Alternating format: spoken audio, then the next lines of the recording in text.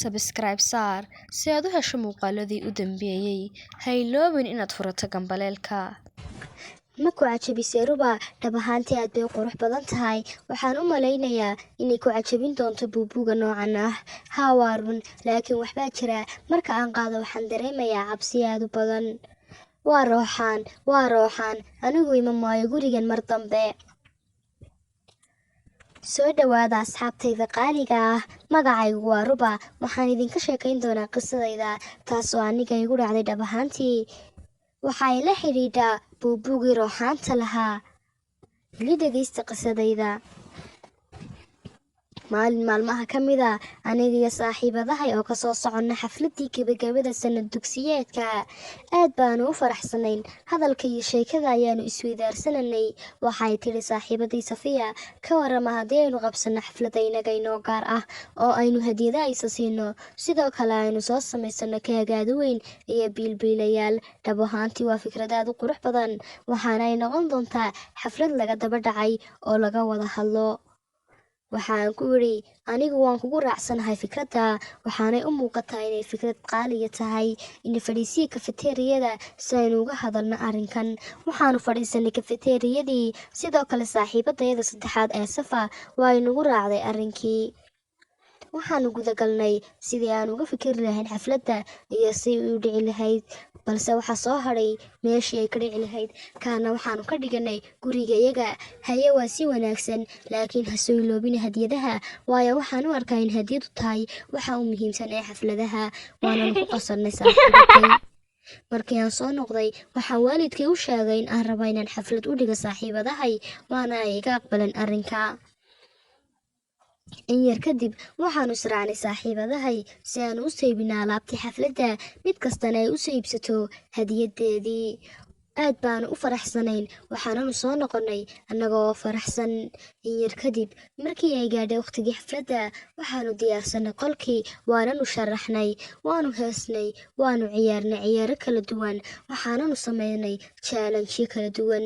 Dhab ahaantii waxaanu qaadanay waqti aad u qosol iyo farxad leh. Waxaanu shidanay filim. Waxaananu cunay shtalool.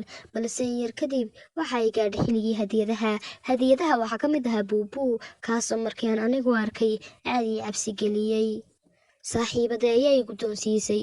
Waxaana igu tidhi sidee weeyaan ma ku cajabiyey buubuugu Ruba?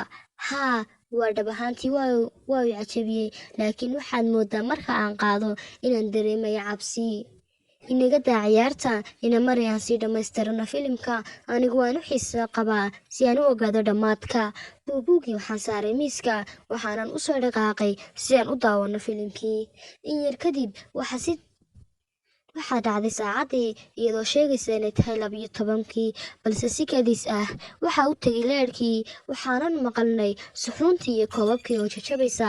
Waxaanu maqalnay cod neef iyo cod hawo oo aananu garanayn meel ay ka timaaday. Waxaanu maqalnay cod cabsi leh oo leh waa bilowgii. Aad baanu u cabsanay. Leerkii waa uu soo noqday. Ma ciyaar bad nagu samaynaysaa Rubay? Ayaan ku yidhi. Haa waa ciyaar sida muuqata. Maya anigu waxba ma garanayo. Idinkaan idin la mid ahay ayaan ku yidhi. Waa ciyaar Rubay inaga daa. Anigu dhab ahaantii waan cabsanayaaye. Waan idin dhaaranayaa anigu waxba ma ogi.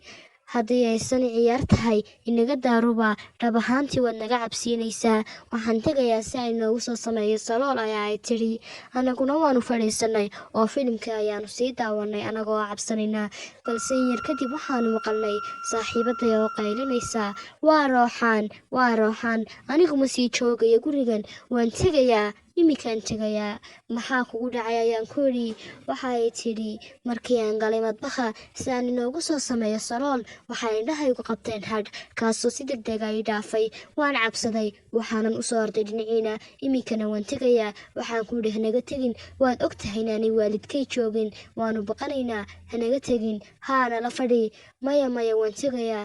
Maya hanaga tegin. Waan ku baraynaa. Waad garanaysaa. Insha Allah waxba dhici maayaan. Waynanu is ag fadhiyaynaa.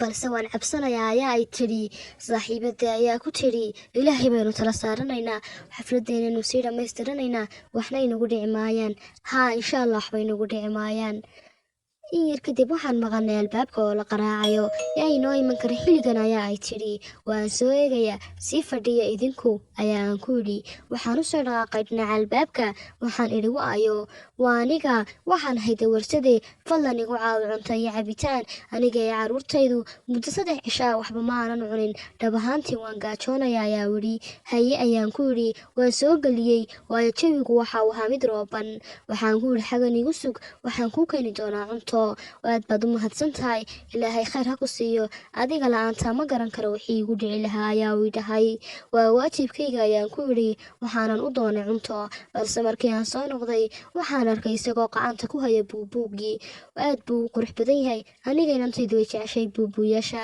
waad u qaadi kartaa waa caadi dhib ma laha aad baad u mahadsan tahay ayaa uu igu yidhi ninkiina waa uu tegey markii uu cuntada qaatay isagoo buubuugisitaa saaxiibadayda ay tidhi maxaad u siisay buubuuga miyaanad garanayn inaan hadiyada la bixin dhab ahaantii waxaan jeclaystay inaan ka farxiyey inantiisa aniguna waxaan haystaa buubuuyaadu fara badan ayaan ku yidhi waxaa igu tidhi waxaa tahay mid aad u naxariis badan in yar kadib waxaan u soo dhaqaaqnay si aan u seexanno balse waxaanu maqalnay qaylo aad u dheer waxaanu ka eegnay daaqadda balse indhahayagu waxay qabteen waxaad u cabsi badan talow maxaana sugayaa xagan waxaa ka bilaabmay waxyaalo aad u fara badan oo cabsi leh oo nolosheeda ku soo biiray nagu sugan qaybta labaad si aad ula socotaan maca salaama